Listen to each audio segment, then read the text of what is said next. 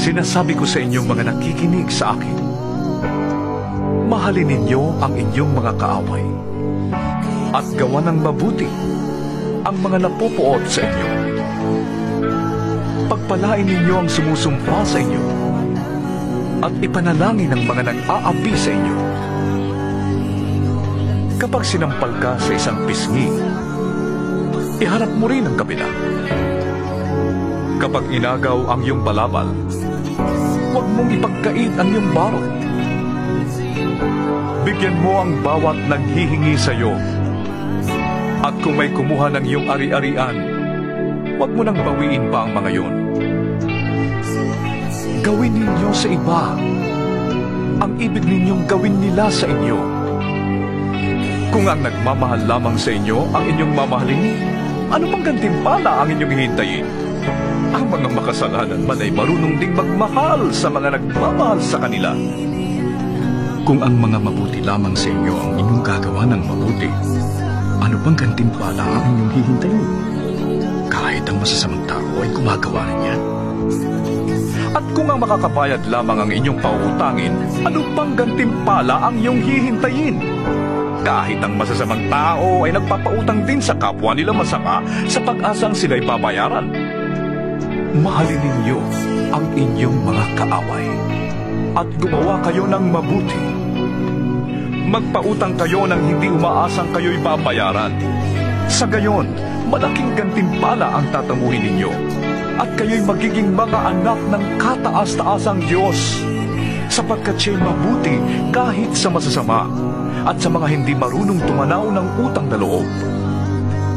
Maging mahabagin kayo na gaya ng inyong ama. Huwag kayong humatol at hindi kayo hahatulan. Huwag kayong magparusa at hindi kayo parurusahan ng Diyos. Patawarin ninyo ang inyong kapwa at kayo patatawarin din ng Diyos. Magbigay kayo at kayo bibigyan ng Diyos. Hustong takal, siksik, liglig at umaapaw pa ang ibibigay sa inyo. Sapagkat ang panukat na ginagamit ninyo sa iba ay siya rin gagamitin ng Diyos sa inyo. Maaari kayang mag-akay ang bulag ng kapwa bulag. Pareho silang mahuhulog sa hukay kapag ginawa nila ang ganon.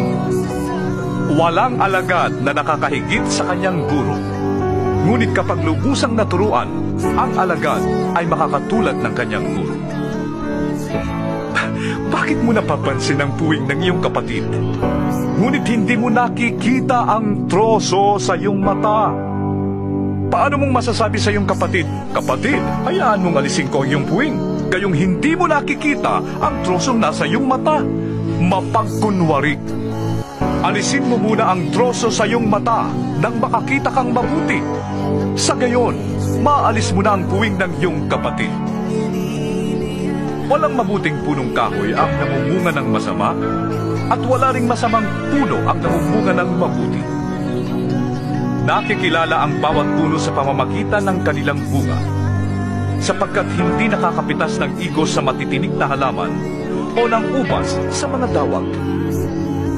Ang mabuting tao ay naglalabas ng mabuti mula sa kanyang pusong sagana sa kabutihan, samantalang ang masamang tao naman ay naglalabas ng masama mula sa kanyang pusong tigib ng kasamaan. Sapagkat kung ano ang nag-uumapaw sa puso, ay siyang sinasabi ng labi. Bakit ninyo ko tinatawag ng Panginoon, Panginoon? Gayong hindi naman ninyo tinutupad ang sinasabi ko. Sasabihin ko sa inyo kung ano ang katulad ng taong lumalapit sa akin, nakikinig ng aking mga salita, at nagsasagawa ng mga ito. Ang katulad niya ay isang taong humukay ng malalim at nagtayo ng bahay sa pundasyong bato.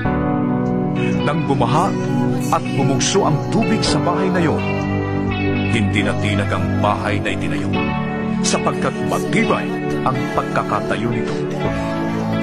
Ngunit ang nakikinig naman ng aking mga salita at hindi tumutupad nito ay katulad ng isang taong nagtayo ng bahay ng walang pundasyon.